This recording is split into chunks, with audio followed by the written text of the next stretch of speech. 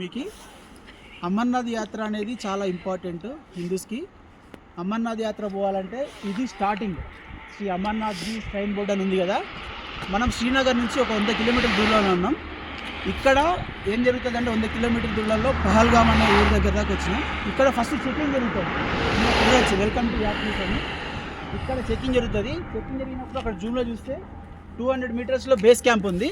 నాకు 200 మీటర్స్లో ఒక base camp. మీరు అక్కడ ఒక ఫ్లైఓవర్ అవుపడుతుంది, బ్లూ ఫ్లైఓవర్.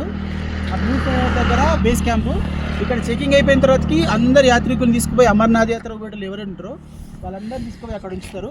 అక్కడ నుంచి వాళ్ళ వెహికల్స్ ఉంటాయి. ఇక్కడ యూనియన్ ఉంటుంది. ఇక్కడ జమ్మూ కాశ్మీర్ మొత్తం పెద్ద దద్దా ఉంటుంది. అక్కడ వాళ్ళ యూనియన్ నుంచి మార్నింగ్ పూట అమర్నాథ్ యాత్ర స్టార్ట్ అవుతుంది. ఎట్లా స్టార్ట్ అవుతుంది అంటే అక్కడ నుంచి చందన్వారి అనే ఊరు ఉంటుంది. ఆ ఊరు దాకా వెహికల్లో పట్టుకుపోతారు. అక్కడి నుంచి 18 కిలోమీటర్లు యాత్ర చేయాలి అమర్నాథ్ యాత్ర. గుర్తుపెట్టుకోండి, పహల్గామ్ బేస్ క్యాంప్ ఇది. శ్రీనగర్ నుంచి 100 కిలోమీటర్ల దూరంలో ఉన్నాం. పహల్గామ్ దగ్గర చెకింగ్, అక్కడ బేస్ క్యాంప్ ఆ ఫ్లైఓవర్ దగ్గర. అక్కడ నుంచి ఎక్కడ తీసుకెళ్తారు, మనకి చందన్వారి తీసుకెళ్తారు. చందన్వారి నుంచి 18 కిలోమీటర్స్ పేదల్పై జానా హై, అంటే నడుచుకుంటే వెళ్ళాలి.